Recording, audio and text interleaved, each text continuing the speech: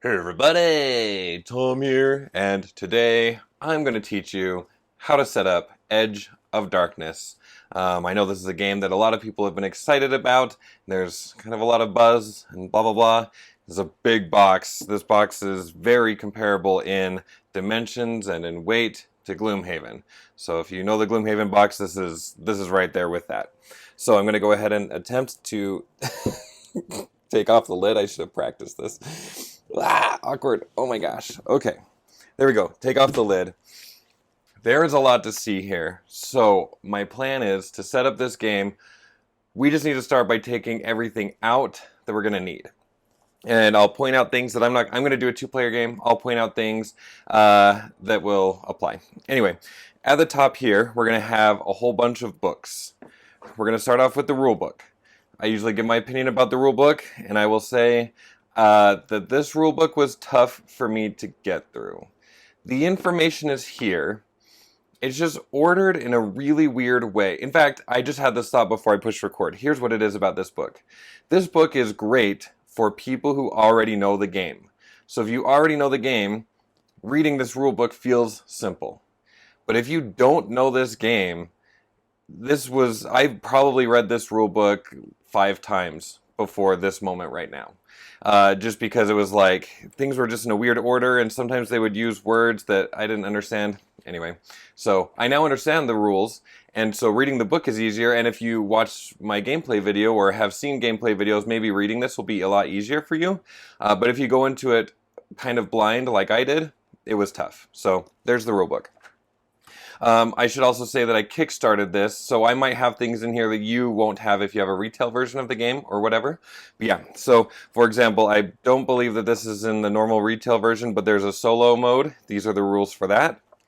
I ordered the expansion. These are this is a guide for the expansion. This is a rule book for the expansion. This is a paper for people who kickstarted to say what Kickstarter upgrades there were, so including solo play rules and stuff like that. So yeah, like I said, you're going to see things in this that were not in the retail version.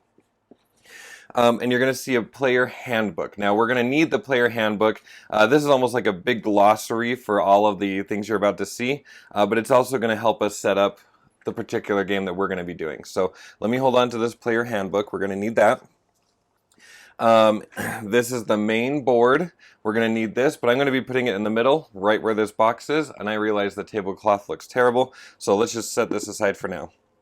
Now, something else I need to point out is, in this video, I'm also showing off a storage solution that I designed and have uploaded to my Board Game Craft webpage.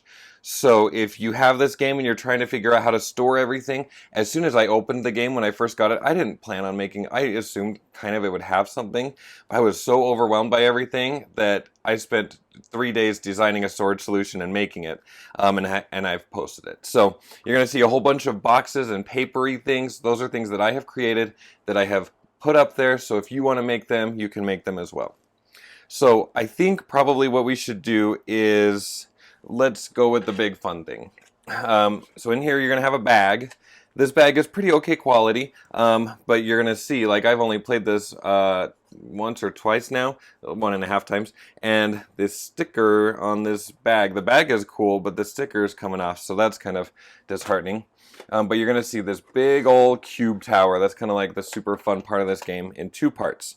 So we're going to need to put this together.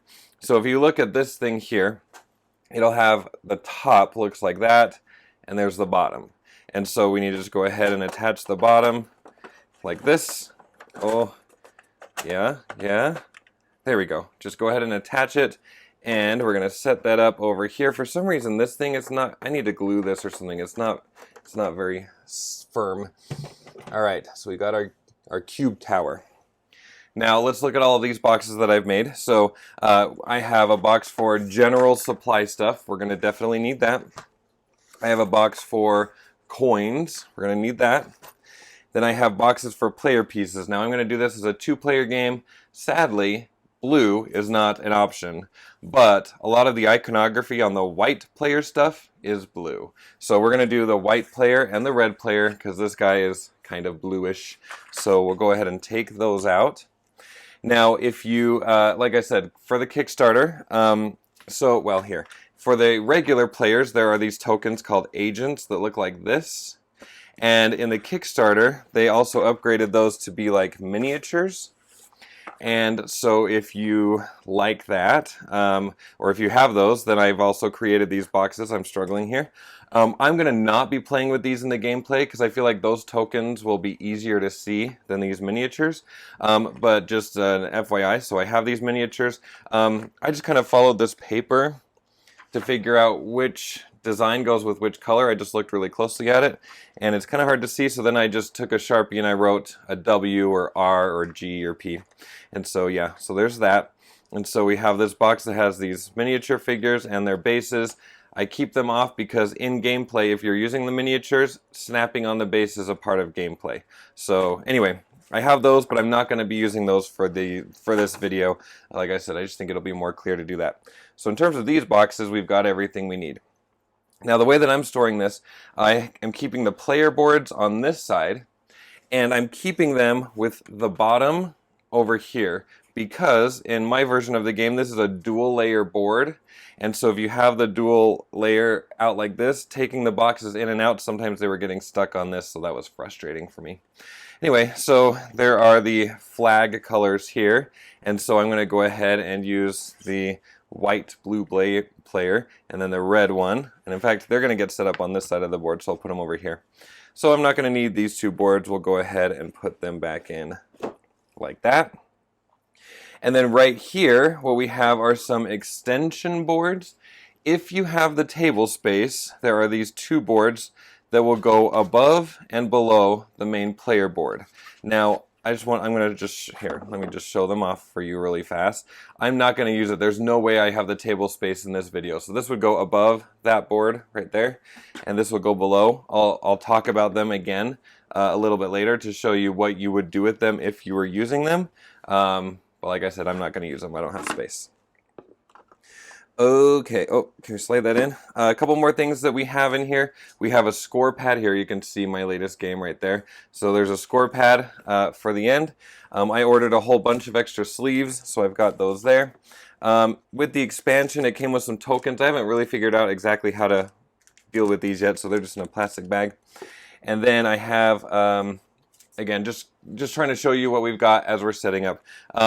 Kickstarter version came with some more miniatures. I designed this box that will hold the plastic box if you want to use them. I'm not going to use them because, again, clarity in the video, it wouldn't make sense. Cards for solo mode and cards to randomly select locations if you wanted to do that.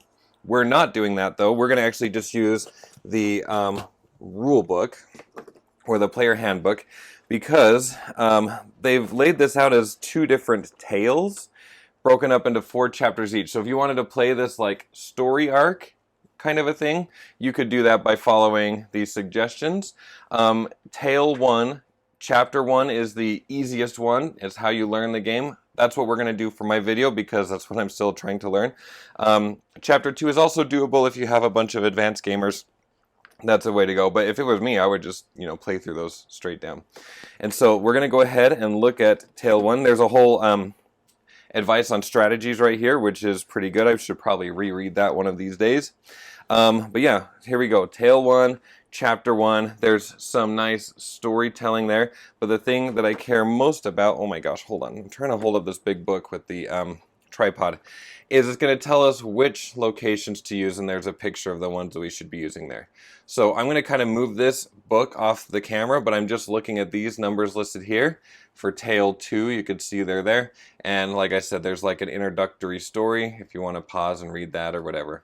So let me go ahead and just move this off the camera.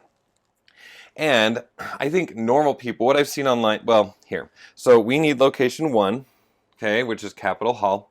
And I think what most people are doing is they're taking these cards. We're going to need these cards. You can see I've labeled them like this. This is another thing that I've made, a pocket divider. I think normal people have these cards and they're using the locations as a divider. I did that initially and I just didn't like the way that it looked, and getting the cards in and out were really annoying. I know some people online are just using the sleeves. They're just putting each location's cards in sleeves and taking those out. That's great.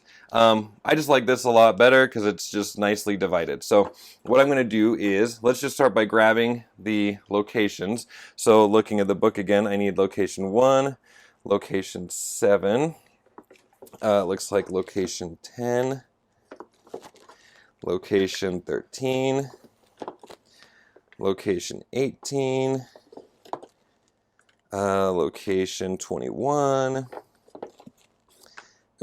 location 23,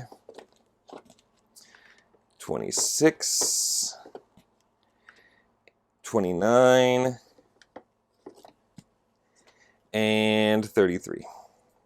So every game will have 10 locations, and in the rules it specifies you can't just totally randomly select them. Each location has a very specific kind of purpose, and those are kind of summarized by these logos here. So if you're kind of going randomly, it'll tell you, like, I don't remember what it is, but it's like, make sure you have one of these watchtowers, make sure you have one or two of these things. So just a semi-randomizing there. You can't just go full random. All right, so now that I have the big location boards here, I gotta push this out of the way. Every single location will have like 6 to 10-ish cards associated with it. So let me show you those cards. So this is for location 1, I can tell because of my divider. And the way you can tell the location it goes with is it will have the number of the location there. So this is the way that I knew that this was a Capital Hall cards, is because there's a 1 here and a 1 right there. Okay, and it's the same cards, but there will be icons on the middle, printing in the middle and on the bottom. So like this one card just has it in the middle, and then this next card just has it on the bottom. So you're going to need all of the cards for each location that you've selected. Okay, and some of them will have it at the top as well.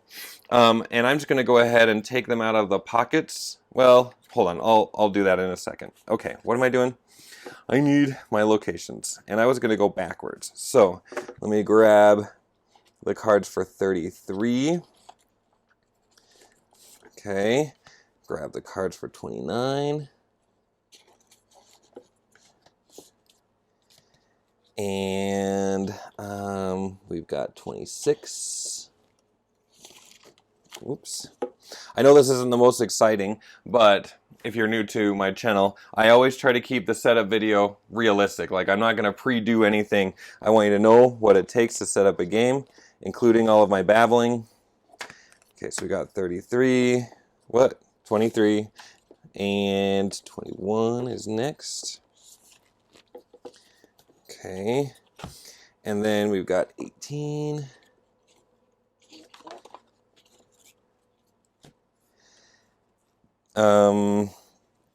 We're gonna have 13. Where is it? Where is it? There it is. 10.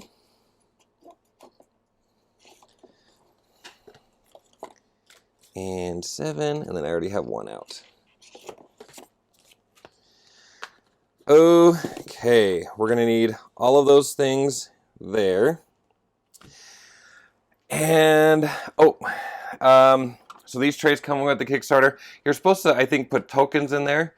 But I think it's very useful to have a bowl of some kind, and I'm just going to use the one that came with the Kickstarter version, near the cube. What's that? Cube tower. Other than that, I think I have everything out of here that I want to. Now, I do have, so like, the Kickstarter version of the game came with plastic coins and cardboard coins, and same with all the other tokens. They came with plastic and cardboard. And then I also splurged and got the metal coins. So I actually just picked the type of token I like the best.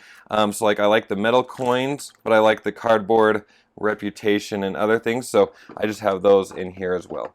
Anyway, I'm just pointing that out in case people are watching this video for storage solution ideas. Okay.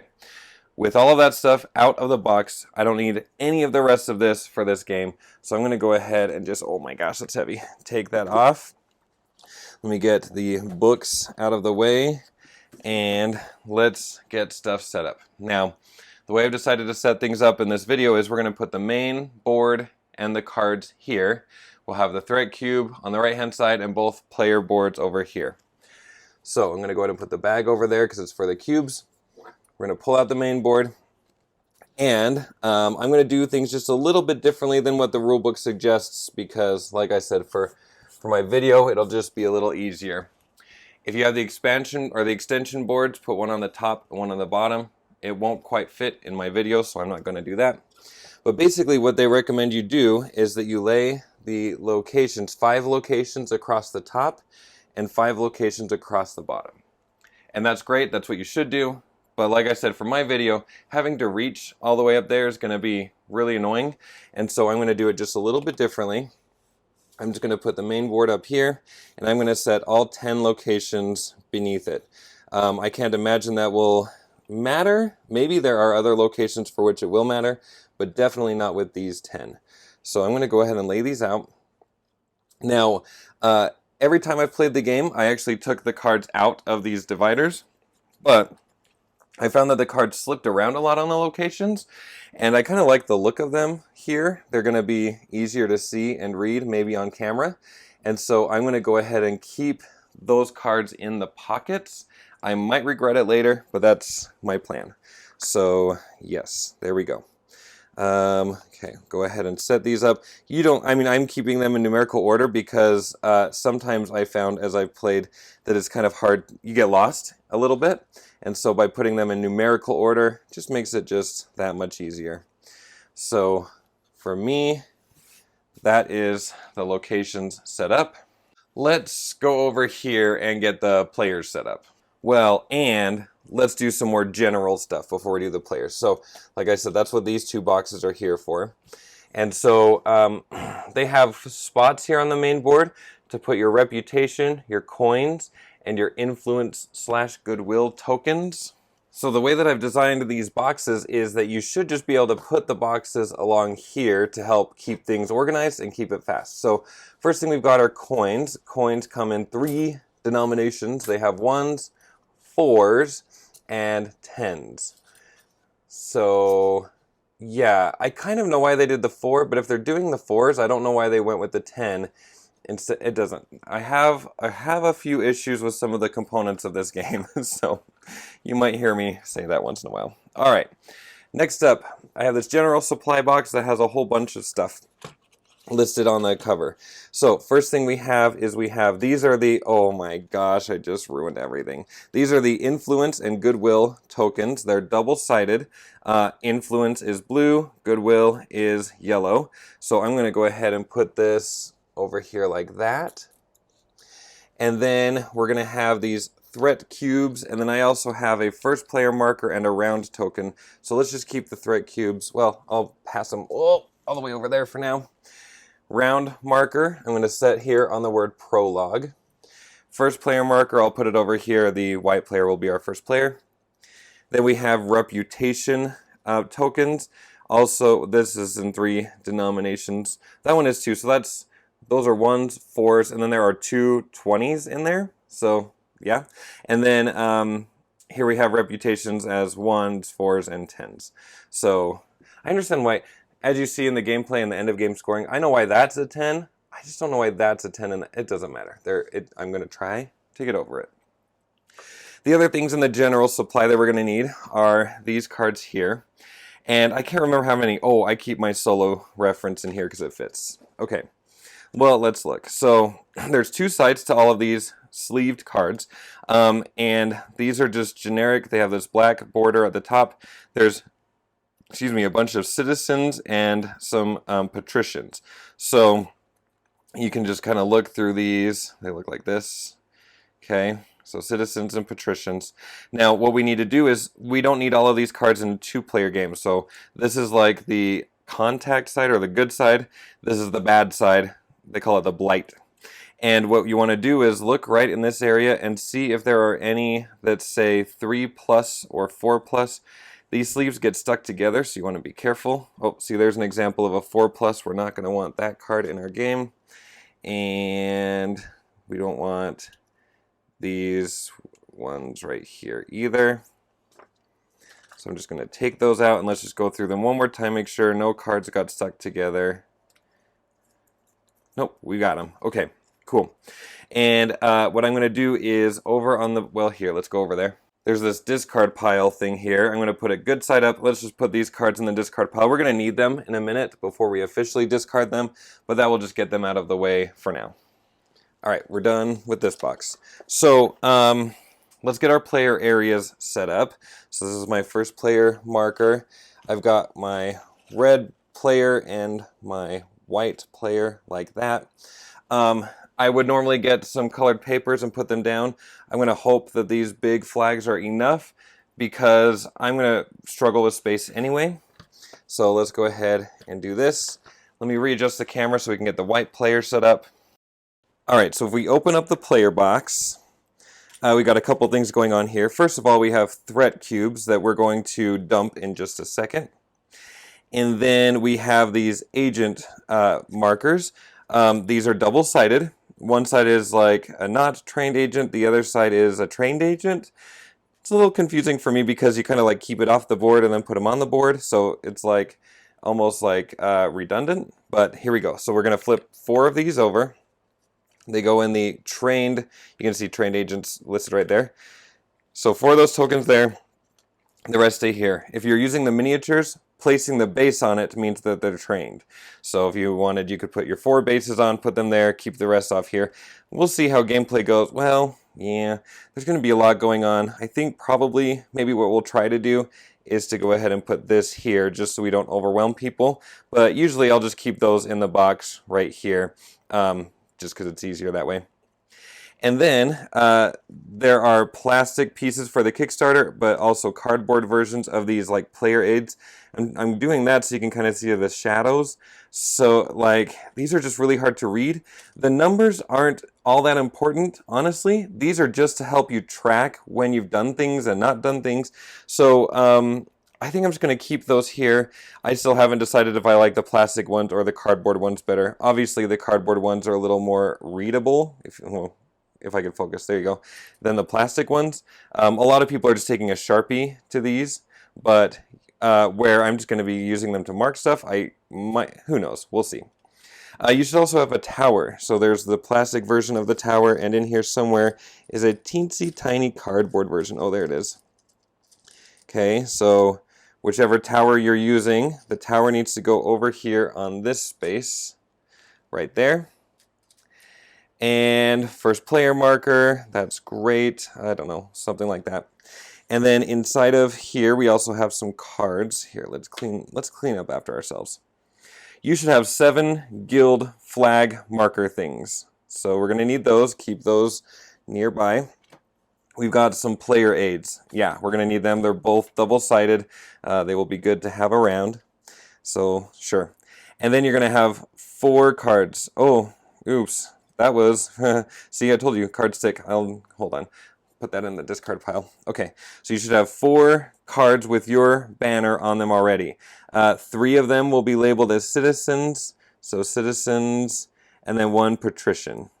Okay, so we're going to need these 4 cards in a little bit. I'm going to go ahead and get rid of this stuff. We'll deal with the cubes in just a minute. So we're going to do the same thing for the red player, but with a little bit less babbling from me. Maybe, probably. So let's just put the cubes here for now. I'm going to keep these here. We'll grab the tower. I like the plastic. I like the plastic tower, but then I like the cardboard pieces. So I'm very conflicted on all of that stuff.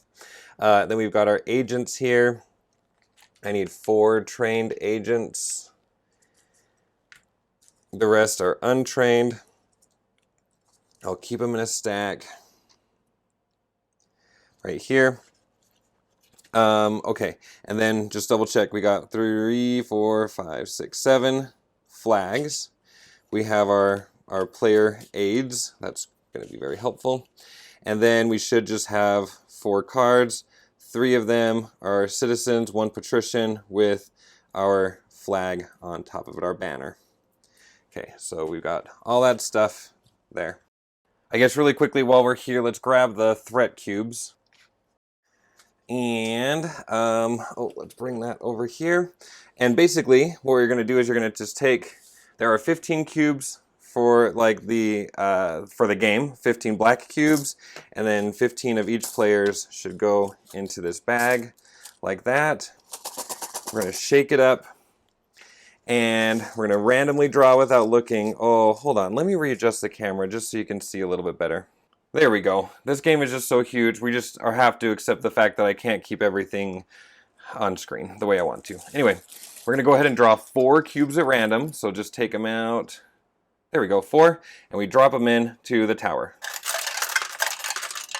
Oh, this is the first time that's ever happened. Yeah, so the cubes will randomly go into one of these 3 spots. It's all very fun and exciting. And I will keep this bag nearby. How about like that? Essentially, when we're done with the cubes, I'm going to put them into this bowl. Once the bag is empty, then we will dump the bowl back in there. That's why I like the bowl. If you have to get it from the table, you have to like claw the cubes. And I really don't enjoy clawing cubes. Each player is going to need 2 cubes. I will get those in just a second. I haven't forgotten. But what I want to do is, what we need to do is we need to take these cards that we had here, and we're going to shuffle them up. Now, like I had pointed out before, these are double-sided, so basically, kind of the rule is you just shuffle without looking. And we're going to pick 3 cards. I'll pull from the bottom, and we'll put them bad side up. And in a normal table situation, most people put the cards up on the tower like this. So 1, 2, 3. But that's really not going to be visible for our situation here. Put these back in the discard pile. And so what we're going to do instead is we're going to lay these cards out just like this. And I think that'll be perfect for what we're doing. I will do my best to make sure, oh, there is no glare. Okay, good. So we got to get those cards laid out like that. And then we need to draw 2 cubes for each color, or each player. So let's see here. The white player, 2 cubes. Okay, a white and a red. These go in the threat zone. And 2 cubes for the red player. Ooh. Okay, a white and a black. Put this back. And there you have it. Oh my gosh. Okay, we are ready to go pretty much. There is this prologue phase that happens before the normal 8 rounds in the game. Some people consider that a part of setup, and I kind of do too actually. But that's going to be a great opportunity to use the prologue phase to start learning how the game works. And so I'm going to save the prologue phase for the gameplay video. So hopefully that's all right. But yeah, anyway, I really think we got everything set up the way we needed to. Thank you guys for watching. I am excited to get this game played, and hopefully it's enjoyable for you too. We'll find out, I guess. Talk to you later. Oh, click on the link in the description of this video if you want to see me play the game. Talk to you later. Bye!